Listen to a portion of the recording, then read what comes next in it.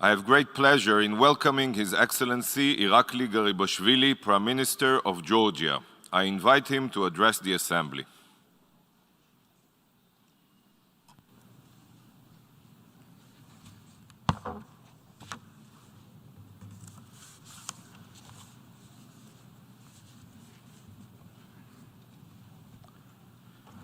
Mr. President, Mr. Secretary General, dear colleagues, ladies and gentlemen, on behalf of the Georgian people, it is an honor to speak to you again at the United Nations General Assembly. As we gather for this 77th session, we reflect on our founding principles and the progress we have made as an international community since the creation of the United Nations. At the first session in 1946, the founders vowed to unite to maintain global peace and security. While we have made significant advances, we must acknowledge the ongoing acts of aggression against members of this body, the very same types of acts that led to the establishment of the United Nations after World War II. In 2008, my country, Georgia, was attacked by Russia, resulting in the ongoing occupation of 20% of our territory. At the time, the international community recognized this aggression. But as we have learned, the world's democracies must act as one to ensure that freedom and peace prevail. The United Nations was founded to save succeeding generations from the scourge of war and protect state sovereignty and territorial integrity. It is our duty, it is our promise. Today I have the privilege of representing Georgia, a strong, proud, freedom-loving nation that has preserved its sacred heritage and history while also evolving and adapting to the geopolitical realities of the 21st century. 30 years ago, Georgia became part of the United Nations family. Now, more than ever, we are committed to protecting our shared values in our region and worldwide.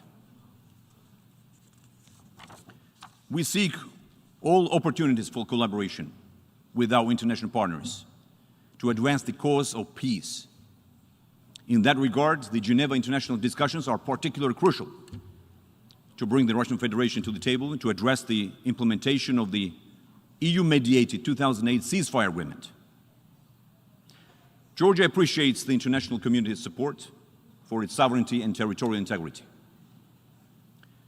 Though my country's 20% is still occupied by Russia, we do not let this difficult challenge define us.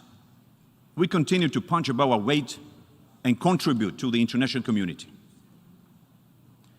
Since our government came to power in 2012, we have implemented an ambitious reform agenda that brought us closer to our key international partners, the European Union, United States, NATO, and the United Nations. For the first time since we regained independence, Georgia and Georgian people has enjoyed an unprecedented decade of peace, prosperity, and stability. We are continuously working on Georgia's global positioning and are already realizing the rewards.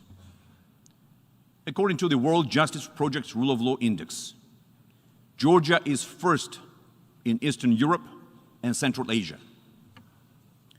The Open Budget Index ranked Georgia as first in the world in terms of budget transparency.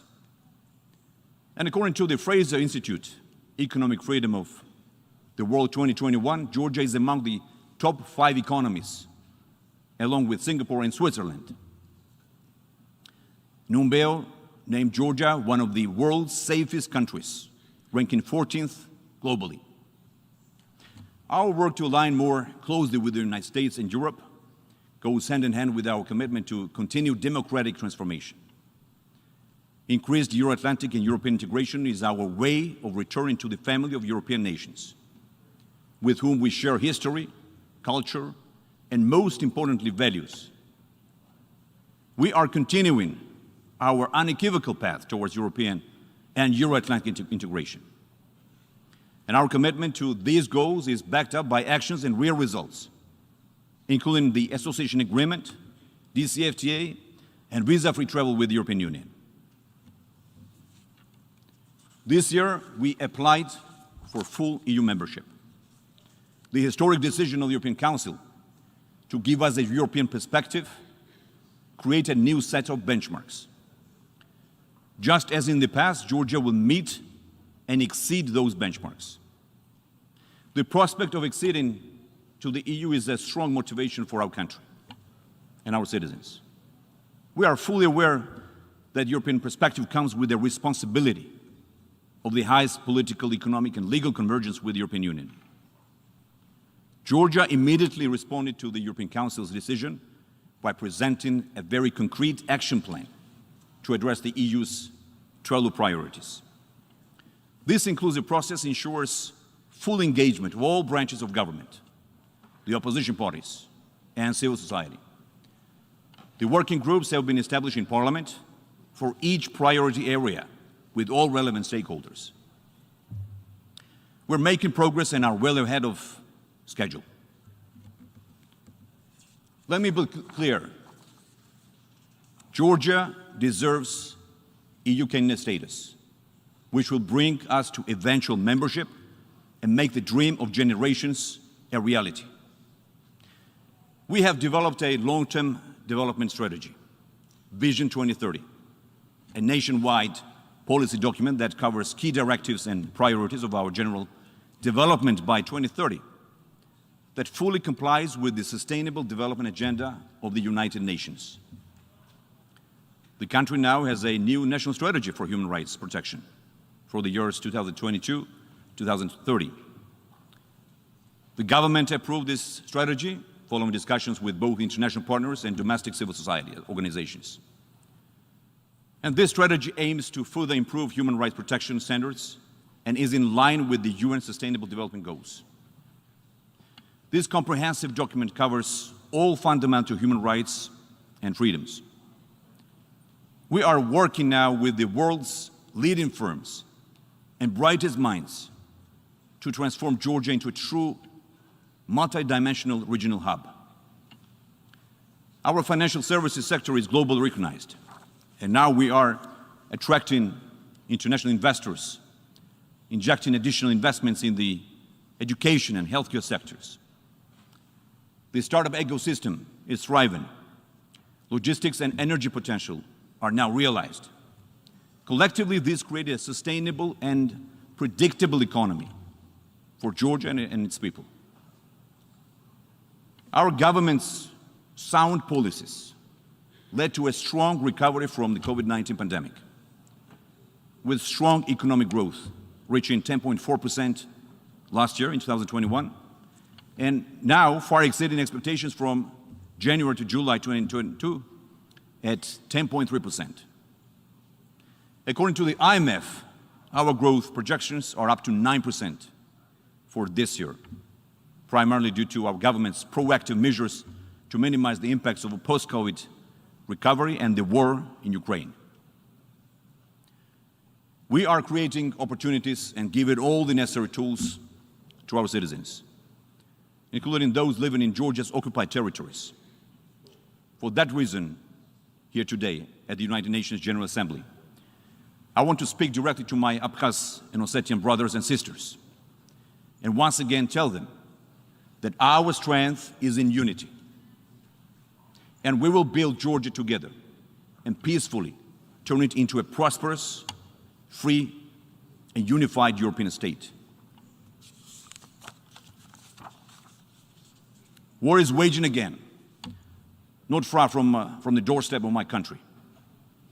Russia's full-fledged war in Ukraine undermines Ukraine's territorial integrity and sovereignty, as well as the UN Charter and fundamental principles of international law. Georgia stands with Ukraine.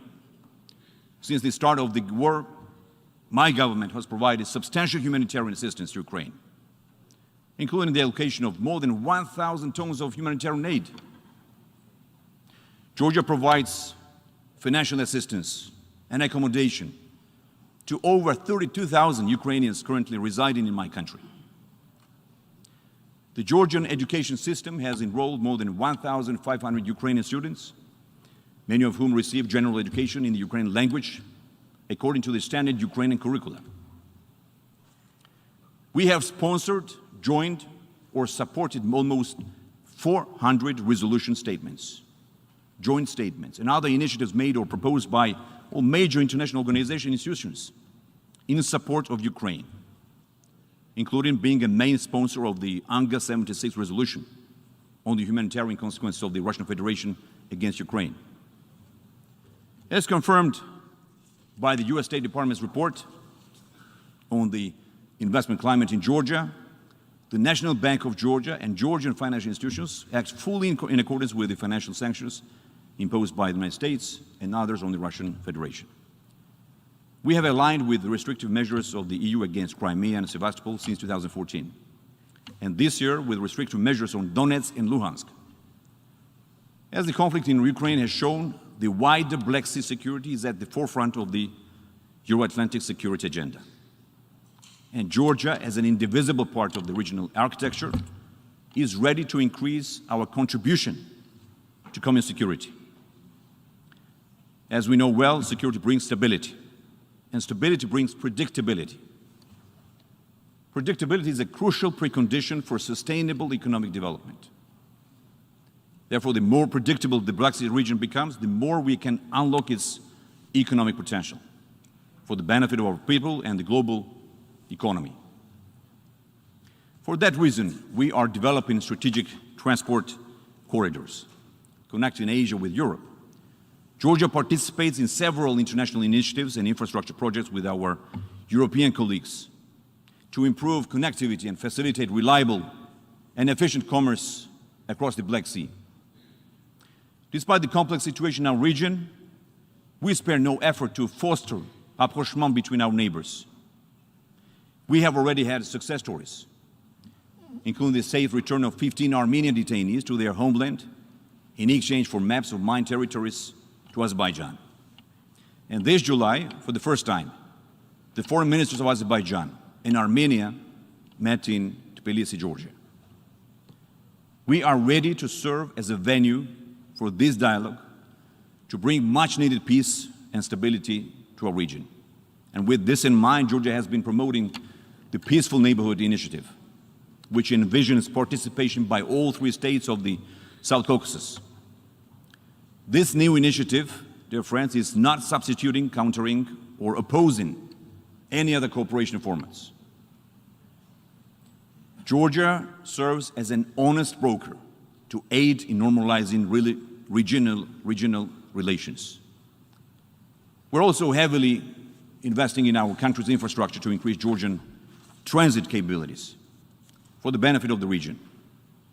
We aim to attract greater institutional foreign investment, facilitate projects of regional importance, and strengthen our infrastructural capabilities, thus becoming an actual bridge between East and West. And our goal is to transform the South Caucasus into a region of opportunities and economic growth.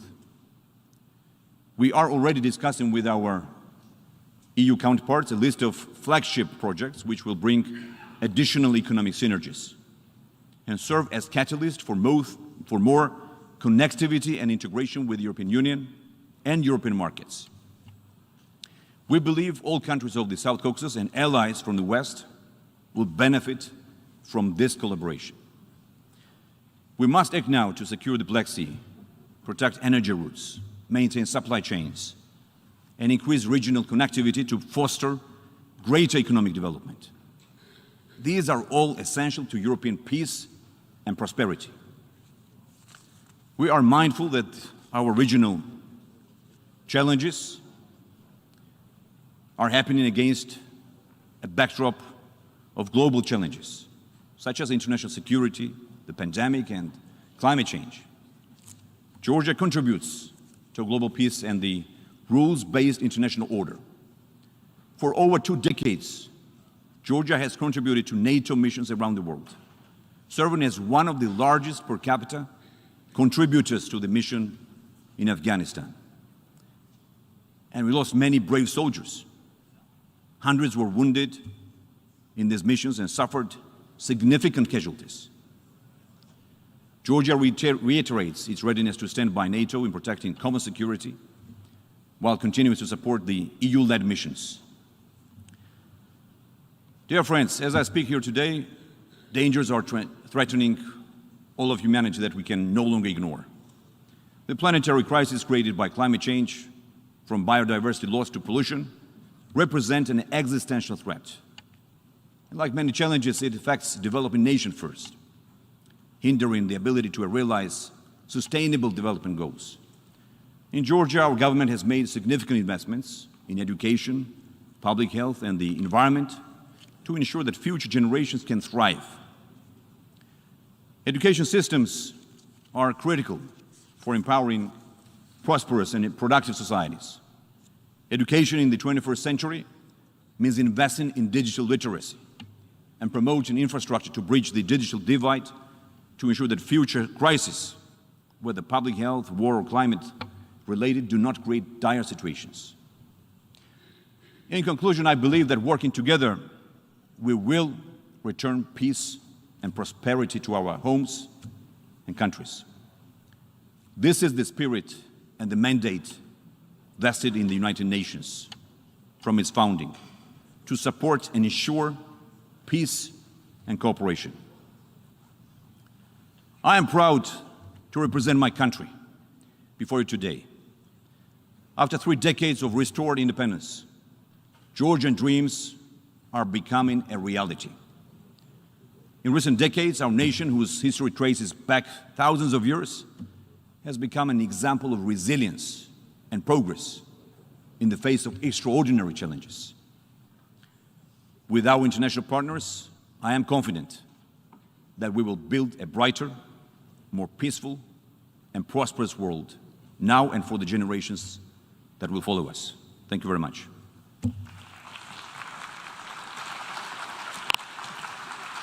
On behalf of the Assembly, I wish to thank the Prime Minister of Georgia for the statement just made, and I request protocol to escort His Excellency. The Assembly will